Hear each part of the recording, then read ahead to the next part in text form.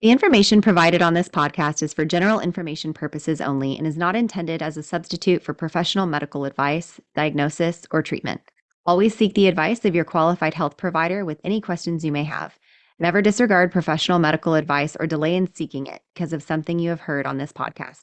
Reliance on any information provided here is solely at your own risk. This episode is sponsored by Stork. Stork is hosting their next luxury prenatal retreat this fall. Picture yourself at Miraval, one of the most exclusive resorts overlooking the Texas Hill Country. Each day, you'll be treated to farm-to-table meals, spa services, yoga, and more, all while sprinkling prenatal education from some of the best maternity professionals, leaving you and your partner feeling more prepared and relaxed going into parenthood. On top of these classes and workshops provided on site, you'll have access to 4 or more on-demand classes to watch at your own leisure. For more information on this priceless investment in your growing family, visit storkatx.com/retreat, also linked in the show notes. Space is limited, and don't forget to use code BIRTHBABY for $200 off. Doula Share is a free event happening in the Austin area on Saturday, October 21st from 11:30 to 2:30 at the Pflugerville Public Library. Come out and meet local doulas, check out their booths, and learn more about a variety of topics surrounding pregnancy. The first 50 people through the door will get a free swag bag.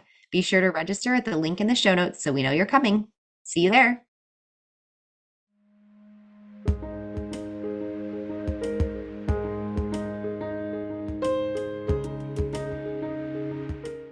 Welcome. This is Birth, baby. Your hosts are Sierra Morgan and Samantha Kelly. Sierra is a birth doula, hypnobirthing educator, and pediatric sleep consultant. Samantha is a birth doula, childbirth educator, and lactation counselor. Join us as we guide you through your options for your pregnancy, birth, and postpartum journey. Today we're talking with Jes Gannon. She's a mother of 2 daughters, a passionate homeschooler, and a dedicated postpartum doula. And she just so happens to be ours. So she's here today to talk to us about what in the world postpartum doulas do and what they don't do. Thank you for being with us today, Jes. I'm so happy to be here, you guys. All I'm right, pretty we're going to pumped to talk to you because I don't feel like I know anything about postpartum doulas. So you're just going to answer all of my questions so that I know more about things that I offer. That's why I'm here, Sam, just to answer your questions.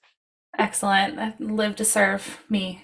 So to start off, tell us about how you got into postpartum doula work. Well, I was actually a single mom in 2018, and that was a new thing for me. I'd previously been a stay-at-home mom for about 10 years, and so I was sort of thrust into the what do I do now thing. And I'm also a homeschool mom, so it was going to be real complicated for me to find the kind of work that could support that lifestyle. So for the first year, I was a newly single mom. I kind of focused on my healing from my previous toxic relationship, and I think a lot of people can relate to that.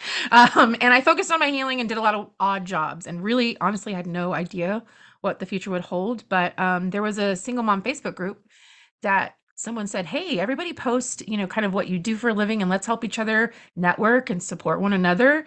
And I immediately was like, what are these ladies doing? Because I want to know. And so I read through everyone, and then I saw a post by Allison Coleman, and she is a postpartum doula in Austin who owns ABG Postpartum Doula Certification Program. And she said, "I'm a postpartum doula and I train postpartum doulas." And I commented, "Oh, this is my dream job, but I can never do it because it's on call and I can't be on call." And she said, "Well, it's really aren't on call the way you think they are." So we started talking, and then that was it. I did her program in like about 2 months, which for me was really short. So I was feeling pretty good about that and started working for her agency. And the rest is history, as they say. So People always ask us, what the heck is a postpartum doula? I get asked that all the time. A lot of people know that birth doulas exist, but not many know that there is such thing as a postpartum doula. Can you tell us a little bit about what the heck you do? yeah, I actually get this question a lot, and everyone assumes that if I'm a doula, I'm attending births. And so usually what happens is if people are like, "What do you do?" I say, "I'm a postpartum doula." Do you know what that is? Like with no pause at all. I need to know if I'm going to have to explain it or, do you know what I do? And I usually get a face that's like, no, I don't. And so then I explain. And so officially, a postpartum doula is a trained professional who provides physical, emotional, and evidence-based information to support families after childbirth. And we sometimes help, well, always actually help with newborn care, feeding, breastfeeding, chest feeding, any kind of feeding. We support pretty much anything that the family wants to do, that's safe. And we are trained to look out for signs and symptoms of PMADs. And I know that you guys had a wonderful podcast about that already. And our goal is usually just to ease the transition into parenthood whatever way we can for our clients. Awesome. I love it. So, what about like a night nanny or an NCS? What does that look like? What is there a difference between those and like postpartum doulas? Yeah, I also get this one a lot because I think night nanny, that term gets thrown around a lot. So does night nurse, which I kind of hate. Night nurse sort of implies that there's a medical aspect to what we do, which there isn't. So postpartum doulas are non-medical, and I think that's really important to mention because I think people just assume that, it's a medical type job, but it definitely isn't. And so usually a night nanny or nurse, if they're going to call themselves that, is someone who isn't certified as an NCS or a postpartum doula. And they're all doing great work. It's just a little bit different than what I do. NCS stands for Newborn Care Specialist, and they really focus mostly on the baby, whereas postpartum doulas support the entire family. So a little bit different. As the agency owner, I get calls and emails all the time asking for a night nurse or a night nanny, and we don't do that. So I have to sit there and explain all the time. So I'm pretty excited about having this podcast to give to people. Yeah, for sure. Yeah, I kind of hate like sometimes people just like to lump us into, anyone that works with babies at night or, oh, also you're like a babysitter. No, not really. So yeah, I love to talk about it because I don't think enough people realize that they even have this option to hire someone after they've given birth. Right, right. Yeah, that makes a lot of sense. I think a lot of people imagine after birth like you just need a lot of help with the baby and sure, but also the mom just went through something totally wild and her body has to recover and having somebody really knowledgeable about that could be really helpful too. Yeah, I agree. I literally didn't even know that this was a thing when I had my son 5 years ago. And I feel like the knowledge about it has increased exponentially since then, which is great. I still think that we have a long way to go. But I also have, sorry, mom, if she listens to this, but she kind of had like this stigma. She's like, why do people need postpartum doula? Like, I did all that stuff myself. And I'm like, yeah, I mean, I know you did, but also you had a support system around you and things like that. And everyone's dealing with different things mentally, and everyone does postpartum differently, experiences it differently, has a partner differently, everybody's different. And so I would love for you to kind of touch on what are some reasons that someone would want a postpartum doula, even if they have family coming in town to help? Because a lot of people are like, oh, my mom's coming, or oh, my sister's coming, or sister-in-law is coming, which is great. But there's also some downsides to that. So do you want to share? Oh, do I want to share? So family, can we all just agree that we love them, but maybe they mean well most of the time, but it's not always the perfect situation. It can be pretty stressful to have family around, especially if there's different philosophies with parenting, relationships are strained or toxic. So I think families are very well-meaning and like wanting to come over and support you, but oftentimes what I see is family coming in and wanting to hold the baby while you make them dinner or entertain them or things like that. And it's like, hey, this isn't your vacation. You came to help me, And so I hope anyone who's listening who wants to visit someone postpartum will consider that you should be the one making the food or doing the cleaning while the mom is resting with the baby. So sometimes with this work, I can sort of act as like a little bit of a barrier. If you've got your mother-in-law there and maybe you guys don't get along super well, but she means well, you want to get a little bit of her support, but maybe she's just like super nosy and won't stay out of your bedroom, So I can kind of sort of come off like I'm a little more medical than I am to these family members and say, hey, she really needs to rest. She really needs to nurse the baby. And I'm going to close the door. So, just when she's in there, that's what she needs to focus on. And anything else to distract her, isn't helpful or whatever. It's just like, I can just kind of be that like almost like a family bouncer, right? Like we're just I'm gonna come in there and be like, mother-in-law, I don't like this. I don't like the way you're treating my client. Get out of here. I'm joking. But yeah, it's kind of a little bit of a buffer I can be sometimes. And people really like that because sometimes it's hard, even if you have strong boundaries with family members, it can be really hard to be confrontational during that time. Like you've just had a baby, you're super vulnerable. You don't want to confront your family member and say, "Can you give me some space?" But I can do that for you and I can take the brunt instead of them getting mad at you. I don't care if I leave that shift and they're like, "Well, that postpartum doula, she told me to get out of your room." I sure did. I sure did. So I love to be able to help my clients in that way of just like, whatever you need me to do, I can help you with that. Um, while we are on the subject of family, I do want to add that it is important to really think about who you're inviting into your home during this time because it's like, oh, well, so and so, such and such. You think, okay, I'm just gonna get this help, and they're gonna come in, and it's gonna be so great. But then a lot of my clients will be like, well, now that they're here, it's just really not as helpful as I thought it would be, or they're doing this or that. So while you're pregnant is a really good time to think of who do I actually want in this sacred space? Like, this is the most vulnerable you're going to be probably after you've just gone through something. Even if you have the perfect birth, it can be really traumatic for all your senses. And the last thing you want to do is just, be triggered by some family member that you don't get along with. So, Yeah, that makes sense.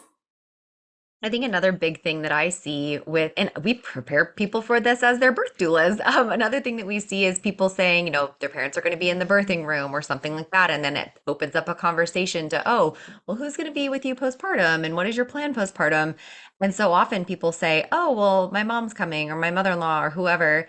And I always remind people that they have like a vested interest on how you do things, and they are going to be offended if you do not take their advice. And it's so important to remind them that, like, hey, you did your parenting thing, and now I'm doing my parenting thing. And thank you so much for the advice, but we're going to choose to go a different route or whatever. And they might actually be offended that you're not taking, I raised you. What, you think that I can't do it? But I also we've had clients like this, Jess and I, where it's mom's coming or grandma, I guess, is coming, and we're like, just blame the doula. We say that all the time. yeah. Just blame the doula. We're like, oh, she'll say, oh, you should do this for the baby when it's sleeping or whatever. She's like, oh, well, my doula said blah blah blah blah blah, because it's like a person of quote unquote authority, even though that's not what we want to be to you. But from an outsider's perspective, they're like, oh, well, they're paying this person, and the doula said this, so I guess I'm going to let it slide. So make us the bad guy. So I think that that's a really huge benefit as well. And then also, Yeah. grandmas are not often getting up in the middle of the night and doing feedings, and birth doulas do that. I'm sorry, postpartum doulas do that. So can you tell us a little bit about what a typical overnight shift looks like with you? Yeah. So the bulk of my work is actually overnights. And typically it's going to be, we have an 8-hour minimum. And a lot of times I do 10-hour shifts these days just because it gives the family more opportunity for sleep. I usually arrive around 9 or 10 p.m. And my goal with overnights is to get everyone off to bed as soon as possible. There's going to be a little bit of chit chat because I need to know the baby's stats for the day, when they ate last, when they slept last, how's the day going, that kind of stuff. And then I usually take baby into another room in the house. Sometimes it's a guest room with an adult bed or a bassinet or crib, just something for the baby to sleep in. And sometimes they'll just kind of throw an extra bed into the nursery. What's the bed for, you ask? Well, postpartum doulas do sleep when the baby sleeps. And Empowered Beginnings does not provide awake care. I know that some postpartum doulas do that, but we don't. I don't. And yeah, so I sleep when the baby sleeps. And usually in the younger days, when they haven't gained back their birth weight, because as you might already know, when newborn babies are born, they lose weight, and then we like to see them regaining their birth weight, usually within the first couple weeks. But during that time, before we have to kind of feed them on a schedule.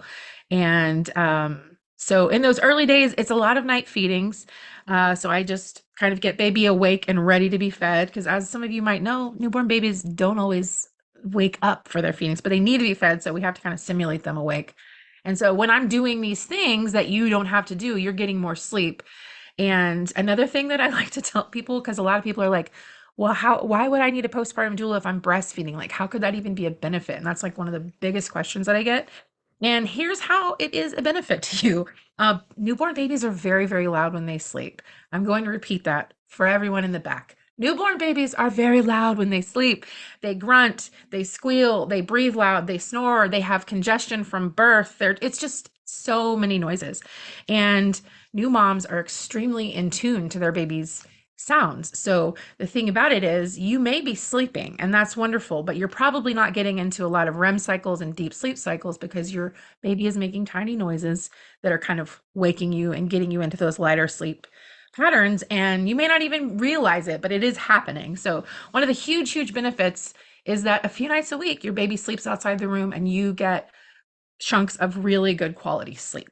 So that's the main reason to have a doula, I think, is it just helps you to get those huge chunks of sleep. Sure, your family members can do that for you, but they haven't been trained the way that we have, you know what I mean? So it's like sometimes it's just easier to kind of hire out that kind of support and just know that you can count on someone that's going to be doing that for you. And I think there's something too to be said about having somebody whose like sole purpose is that too. Like, you know, if your mom is there, it's like, yeah, that's wonderful, but it almost feels like, oh, but am I asking too much of my mom? Like, is this too much on her? Is this an imposition? And, you know, any grandma is probably just super psyched to do it, but it's still for the parents that can feel really stressful to be asking other people to do those things for you. So having somebody who's, that's your job, that's what you're there for, that's literally the entire reason you're in their house and you have no other purpose there other than that. So that can, I think, just take some stress off in some situations.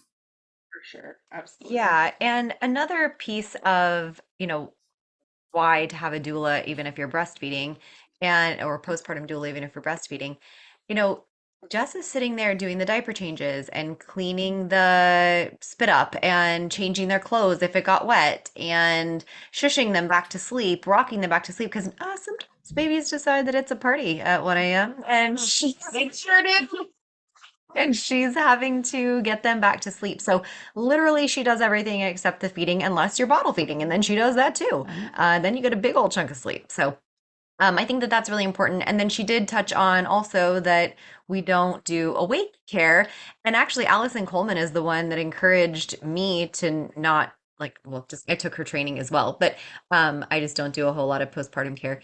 But when she was talking about it, she was like, when you're in a room with a baby, they are kind of feeling the energy of the people in the room. And if everyone's awake in the room, they're not equating that to sleep as much because, or like to nighttime as much because their heart rate is mimicking the people in the room. Their breathing rate is mimicking the people in the room. They're really reading cues from everyone else. And if the doula is up walking around and doing stuff or scrolling Instagram or whatever in the middle of the night, that baby is doing that and or in their brain, they're kind of being stimulated. And also, it's not a very good example to the mom or the parents of resting. It's like showing them modeling the behavior that we're hoping these parents are going to do, which is allow their bodies to rest. Obviously, Jess isn't getting much sleep if she's just in between little babies do this, y'all. They'll be fine and quiet, and then they'll go, huh? Mm. And then they'll go back to sleep. Sorry for all of your ear holes. Then they'll go back to sleep. And if you're the mom, you're awake, and then now you're like, oh God, I only have like 30 more minutes until they need to eat anyway. I may as well just wake them up now and feed them now. And your brain just starts going.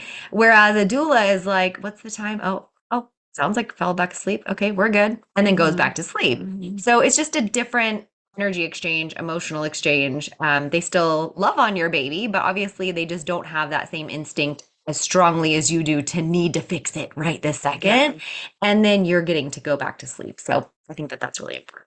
That's one of the things that people realize once I come and they've had a night without the baby in the room and they experience what that actually feels like. Because, sometimes you're, home a couple nights or whatever, and then I come. But yeah, because people will just be like, oh, I get it now. I get what you were saying now. And so for some moms, it's hard to be away from their baby. But I've had exactly one client ever be like, I don't know if I can do it. And then probably 2 hours into my shift, she's like, can you come get the baby? I'm like, yeah, he's being pretty loud, huh? He's gurgling, keeping you up. Yeah, I'll come grab him, And so it's just one of those things, like you just it's hard to let go. And of course I care and love about all my client babies. That's what I call them, my client babies. But it's just, I don't have as much skin in the game. I'm not over here like just worrying and doing all these things that new moms do. And, I can just kind of come in and be like, oh, yeah, and babies also pick up on your energy and your anxiety and all of the things. So oftentimes clients will be like, oh, but you just make it look so easy. I'm like, well, first of all, I do this literally all the time, but also I'm calming myself before I'm handling this baby. You can't meet your baby's fear with yours or their anxiety with yours. So it's easier for me to sort of center myself than the mom sometimes. And like Sierra said, modeling. I can show them like, hey, you can hear your baby make noises and you don't have to jump up right away.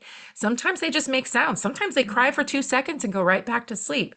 But a lot of times parents will jump up and be at their bedside and think they need to do all this stuff. And sometimes your postpartum doula can just show you, hey, it's cool. You can just sit and you can listen to the sounds, tune into your baby, definitely respond, but you don't always have to jump out of bed. So. Yeah. I mean, how many times as birth doulas do we go to a postpartum visit with a second time mom and she's like, "Oh my gosh, it was so different this time. This baby is just so much more chill and I'm not that worried about it." And it's like, well, that's why your baby is so much more chill because you're not as worried about it as you were the first time. But when you're doing it the first time, everything is scary. You're like learning a whole new human and you're learning all these skills. So having a postpartum doula there who is doing this all the time and bringing that energy in might actually help your baby be more chill because then they're picking up on that and it can just make everything so much easier. It's like having a baby the second time around, the first time around, because you have somebody there with that knowledge.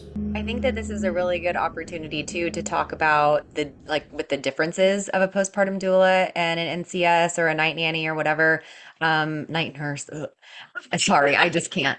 But by the way, because there's not night nurses, you guys, you're going to be paying a fortune for an actual night nurse. If they're a real nurse, they're probably at a hospital or somewhere else, and they're probably not taking care of your baby unless there is some sort of medical thing going on with your baby. And sure, there might be like a home health care kind of thing, but they don't cost $25 to $50 an hour, depending on where you live. So, but the bigger part here is the postpartum doula is also going to be asking the mom or the birthing person how they're feeling. If they're saying that they're having a pain in their breast in this certain spot, she has some lactation, training where she knows that certain things can be helpful, or if the baby is not latching well, like she has a basic understanding of breastfeeding, whereas an NCS is more focused on just the baby versus also the care of the mother, or the birthing person. And then same with, during the daytime, obviously you can learn a lot more from a doula than you're learning at night because you're trying to get a bunch of sleep at night.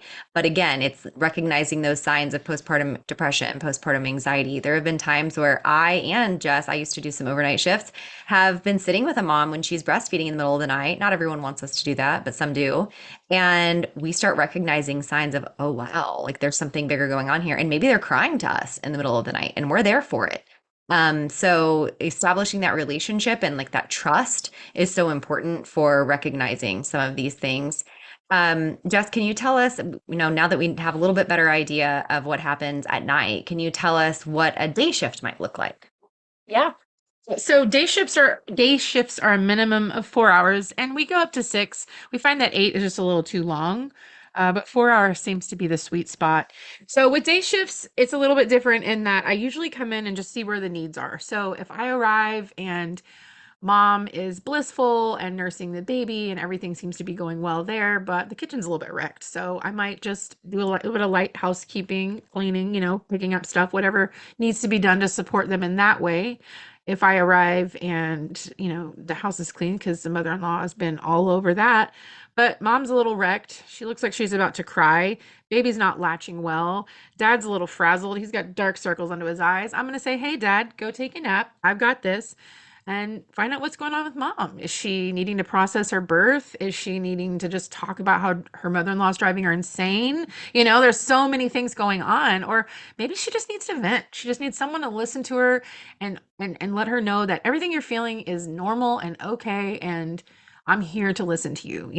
One of my favorite things I like to say about this work is mother the mothers, because everyone focuses on the baby and oh, so cute, so sweet and everything. But it's like these moms are the ones doing the real magic here. And dads too. Dads are wonderful partners. I love everyone in the family. But it's like, the birthing parent, they go through a lot and they need love and they need to be held too, not always literally. I've held some moms, but but they need to be figuratively held, right?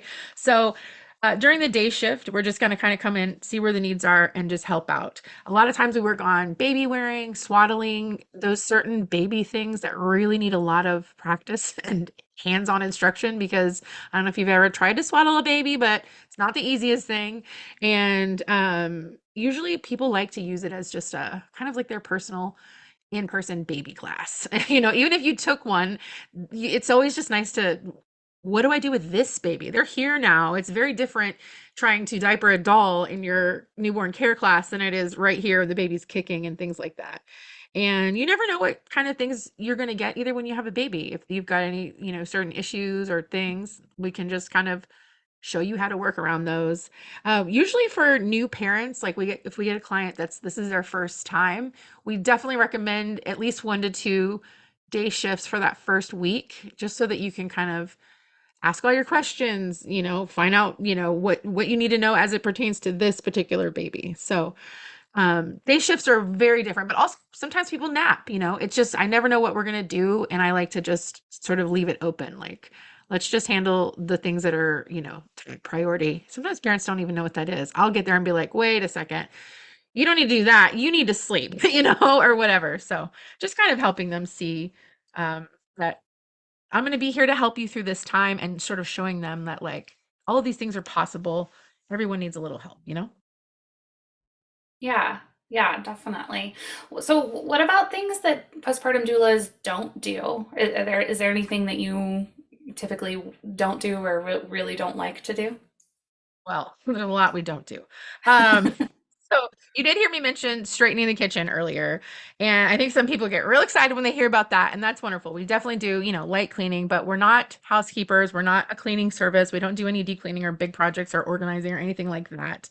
I want to say again, we are non-medical. Like, we may be able to help you with medical type things because we have anecdotal experience and we've, got our certifications and all these continuing educations things that we do. But really what we can do is just recommend resources. So we're not medical. We do not diagnose anything. And we are not babysitters. I really kind of hate when people just, I tell them what I do, like, oh, kind of like a babysitter or a nanny. No, no, no, not really. Love babysitters and nannies, and they're a wonderful part of like the family unit. But postpartum doulas are just a little bit more focused on some of the underlying things that maybe those other people aren't really going to see. So if you want to leave the house and leave your kids at home, that's not what we're going to be doing. I also recommend, I actually heard this from another postpartum doula. We're in a group called the Central Texas Doula Association. There are doula associations everywhere, but in Austin, that's what ours is called. And we have a little time after our monthly meetings where kind of like we turn off the recording and people can just ask us questions. And there was a doula asking like how you can be, she was a newer postpartum doula, and she was asking how you can be really helpful. And one of the more tenured doulas, or I kind of hate that word, but like she's been a doula for over 20 years. She said, I like to give people a journal and have them write down while I'm not there, like, between day shifts, have them write down some of the things that they come up with over the next day.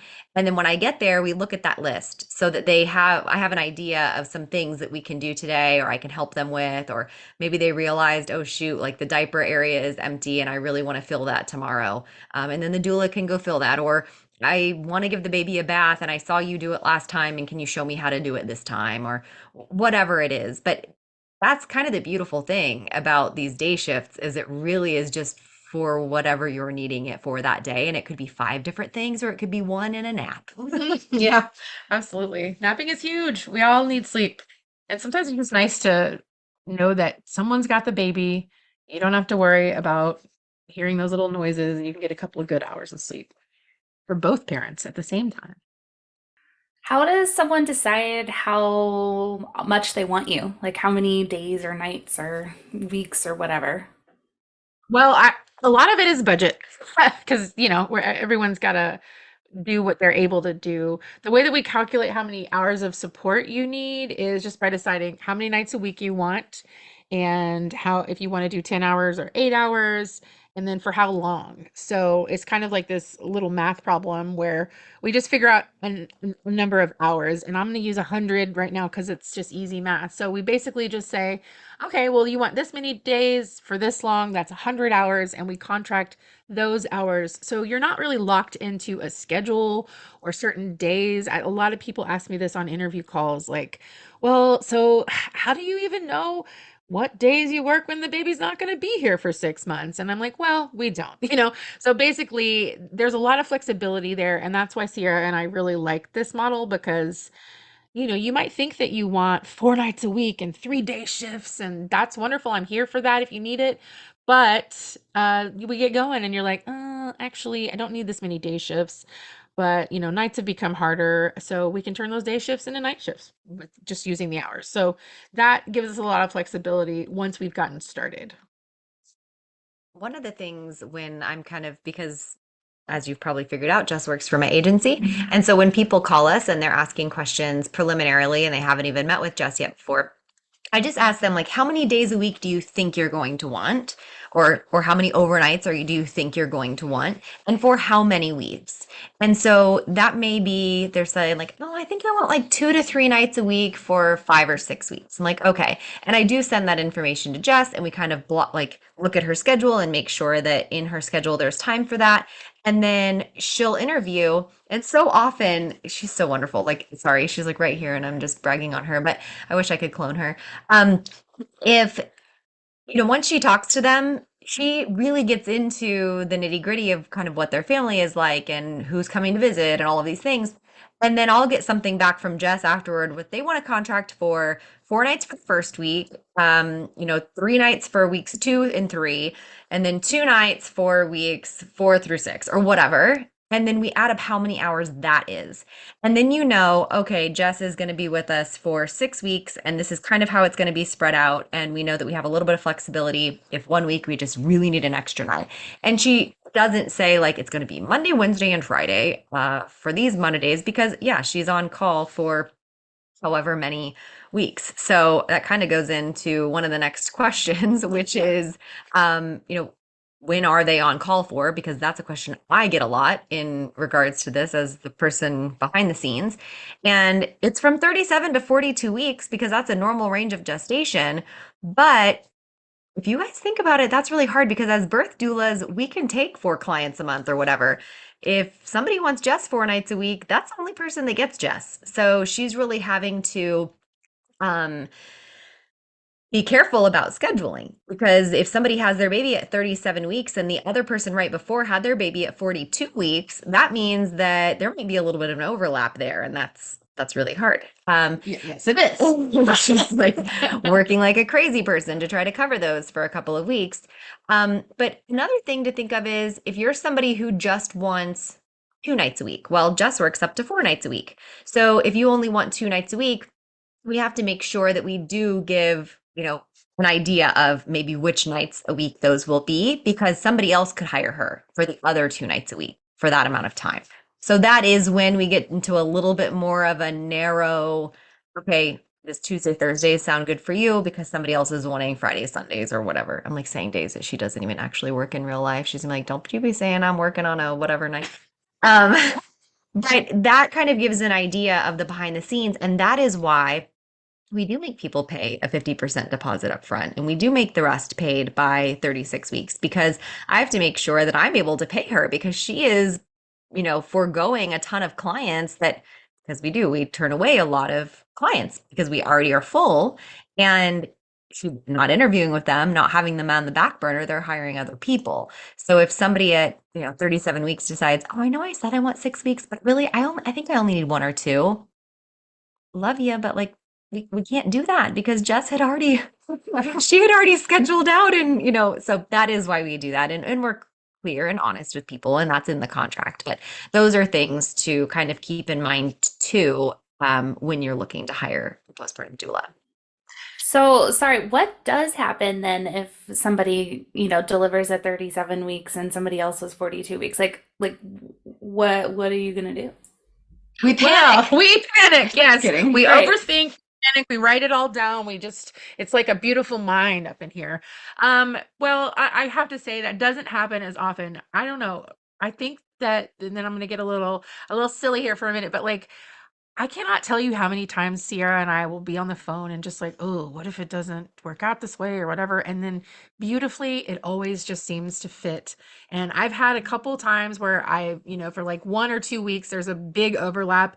And not too long ago, I had a week where I worked 6 nights out of the 7-day week. And that was really, really rough. But I'm really lucky to have a wonderful family and support system in my life. So basically, those weeks, I just kind of shut it down. I'm like, hey, I'm not doing anything but working and sleeping. You people are on your own. My wonderful, amazing husband does all the other stuff. My kids are older, they're 10 and 13. So they just are like, okay, we'll be on our devices up in our rooms, and I just, kind of give in to the process because I have to take care of myself too if I'm going to show up and be the best doula that I can for you. So it's tough, but it doesn't happen as often as you think. For the most part, it usually just kind of works out beautifully where, if we've got, a little bit where we're like, oh, these might rub up against each other. It just seems to be that, you know, the first client had their baby maybe a little bit early and the next one maybe went a little late and then maybe I even get a week off or you know what I mean? So most of the time it just kind of works out. I think people get a little nervous when I say that on interviews because they're like, okay, like it's just gonna work out. That's it. And I'm like, yeah, it is.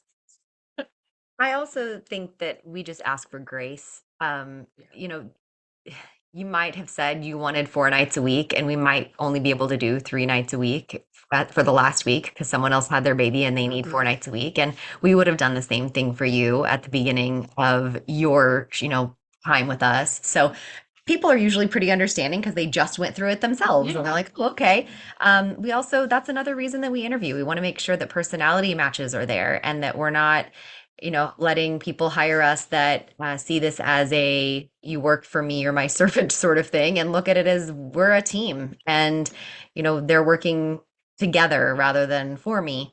Another, we were probably going to touch on this, but I'll just go over it now. Another thing that is important to think about is some companies, and all these things we're saying are our company. That's how ours works. So you definitely need to ask around if you're getting a postpartum doula, and different people do things differently. But if you are someone who is not really great at planning ahead, I'm going to tell you right now, if you're early in pregnancy and think you might want a postpartum doula, please look now because like Jess is booked until End of May. Yeah. Oh, end of May now. Yeah. Holy crap. I know. And y'all were recording this in August. So, somebody who's due in February wants her for a couple of months and then, oh, look, it's May. So we also we like to do something called a first right of refusal with our company. And what that means is, let's say you book 5 weeks with Jess and we have somebody else who wants to hire Jess for right at the end of that window. We're going to come to you and say, hey, somebody else is wanting to hire Jess for the end of that time where, if you were going to want to extend, we're going to give you that option now before they want to hire her. Do you want to extend your contract preemptively? And you might be like, well, I'm only 30 weeks pregnant. I have no idea if I'm going to want to do that. Or you might be like, you just with us last week. What do you mean? Well, I know, but we said that we would give that to you and we're not pressure selling you. We obviously have somebody else who's wanting to hire her. It's not about that. It's just about making sure that you're going to get the coverage you need. And then, if you say no and somebody else hires her, then time comes and you're like, shoot, I really do want to extend. If she somehow has a night or two randomly she's open for, she could do that. Or we can try to find you somebody else in the area that can help you. So it's not the be all end all, but that is kind of how we do things. And I really, really suggest going as far ahead as you can. Yeah, I like to say, pee on the stick, celebrate with your partner, and then call Sierra. Because that's how it is. That is really how it is. I turn around and I'm like, oh my God, I'm booked for 9 months. 9 months is how long people are pregnant. Oh, what are we going to do? And I really, really hate turning people away, but that's how it goes. Like my neighbor was talking to a friend of hers. And so she was like, oh, Jess, I told my friend all about you. She's just so excited. And I told her how wonderful you are. And blah, blah, blah, blah, blah. I'm like, that's great. So she's going to text you. I was like, okay, well, when is she due? And she's like, in 3 weeks. And I was like, oh, sorry, friend. Like, love that for her. But I don't know. I don't think I'm going to have the time, and This is really, really hard work for us. I know at least the three of us here, and a lot of doulas do this because we love supporting families and we love this work. And I'm like really, truly getting chills right now just saying that.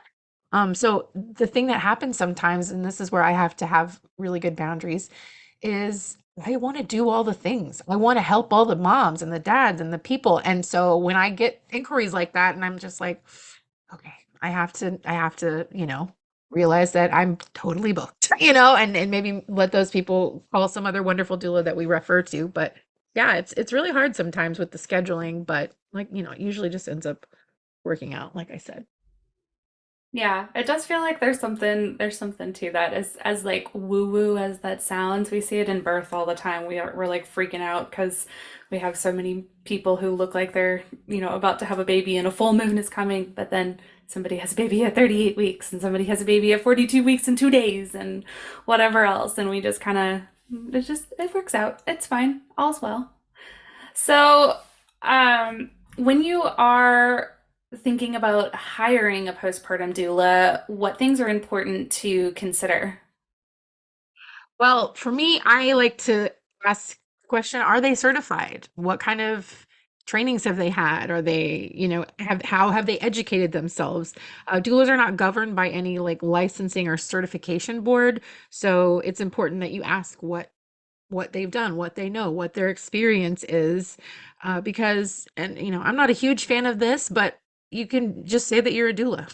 You don't actually have to do a certification or a training or whatever, since we're not governed by anything. But I think that that's really important to, educate yourself in the same way that everyone else in the industry is, so that we can, continue to make this, sort of a service that everybody gets familiar with and knows what to expect. But again, not everyone's going to certify. A huge one is to make sure that someone has a good energy with you, a good vibe. Are you talking on the phone? Are they letting you talk? Are they listening? Are they responding in a way that feels comfortable to you? Because I cannot stress this enough.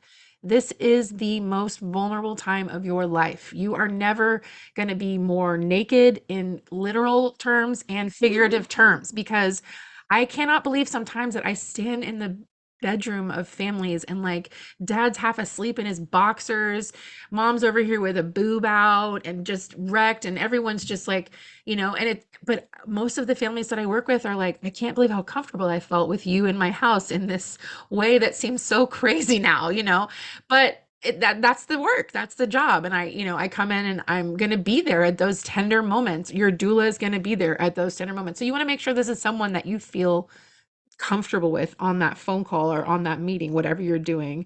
And I definitely tell every person that I interview with, even if, because, I'm notorious for, booking a 20-minute interview and letting it go on for an hour, because I just love this and I love talking to moms. So, but even if we're just vibing, everything's great, great, great, joke, joke, joke, laughing, laughing, so much connection. I always say, even if you think I'm the one, I want you to talk to other doulas. I want you to know that the decision that you're making is the right one. The only way that you can do that is to interview multiple people. And it's really funny because I totally didn't do that.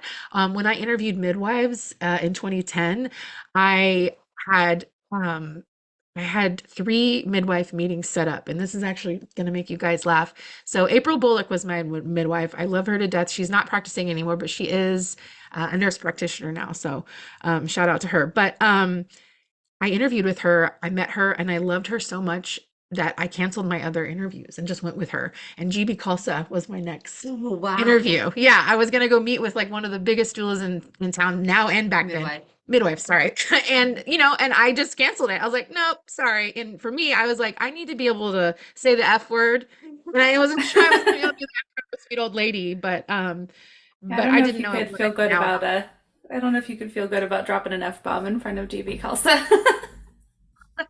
I mean, from what I've heard, I would have been happy with her too. She's amazing. But, so it's just one of those things. You want to make sure that you're really comfortable with the person. Trust your gut. I Yeah. cannot emphasize this enough with everything with parenting, not just your doula, but all your providers. I would say this for anything with your kids at any time.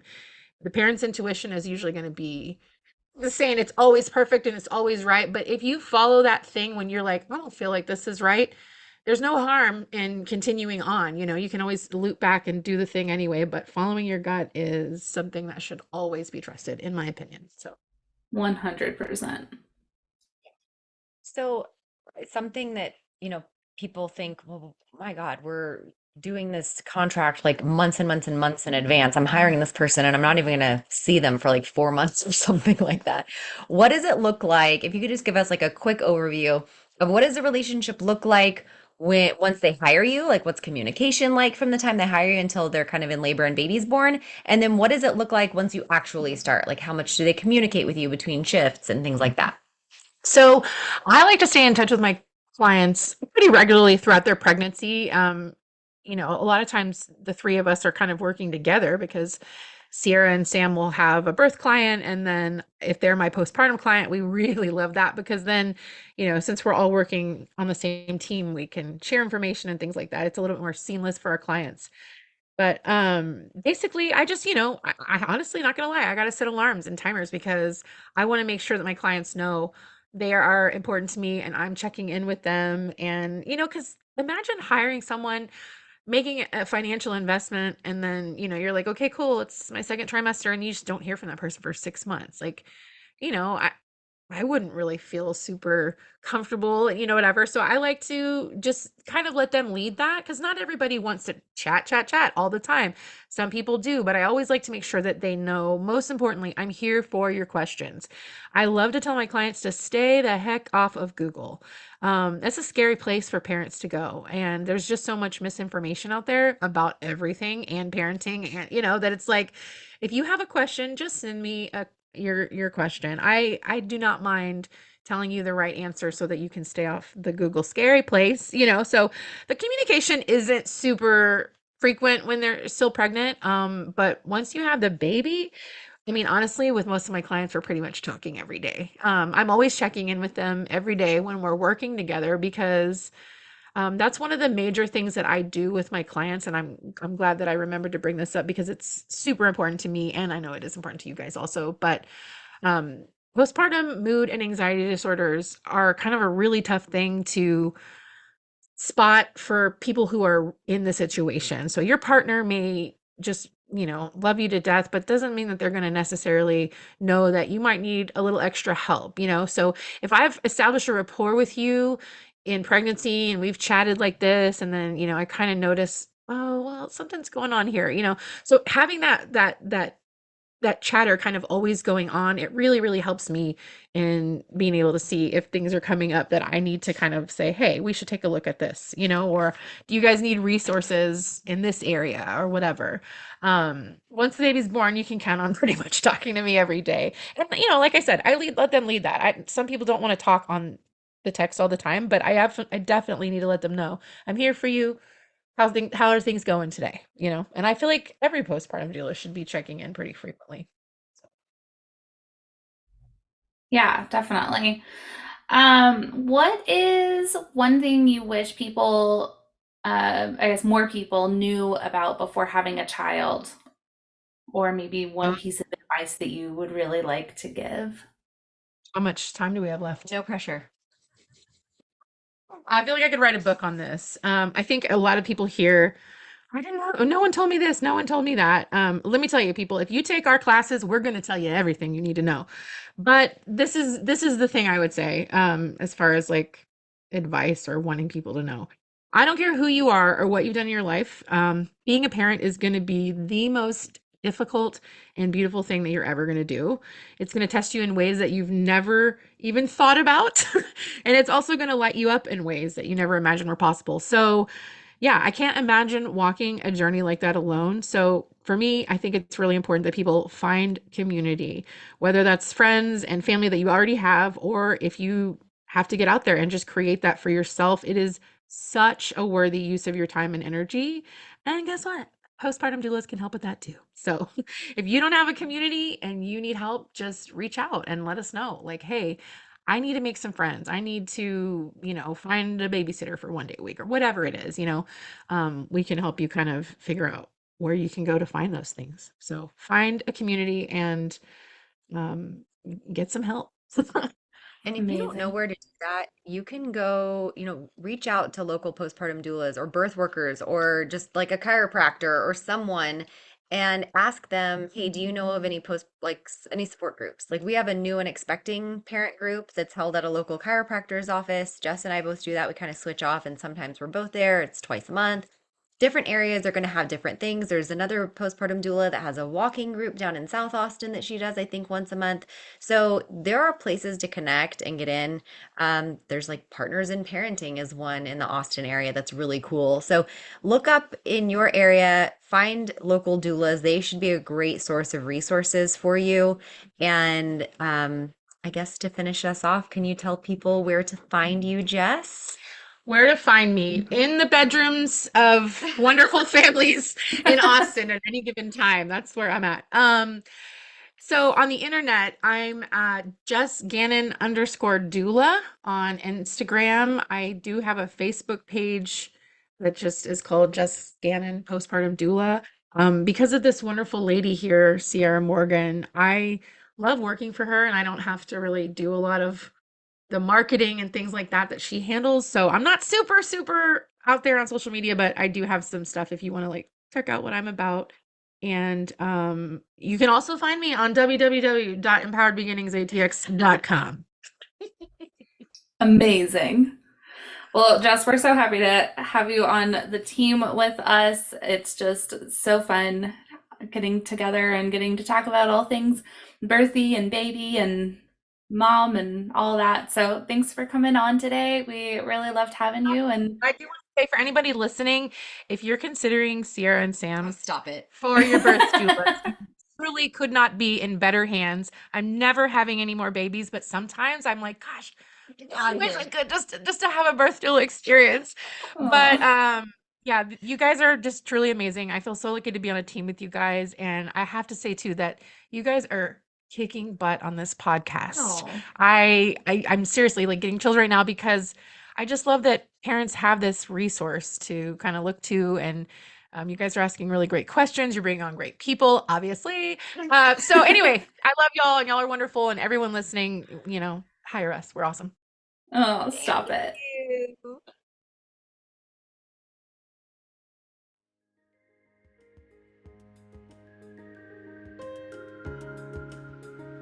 Thank you for joining us on Birth, Baby. Thanks again to Longing for Orpheus for our music. You can look him up on Spotify. Remember to leave a review, share, and follow wherever you get your podcasts. See you next week.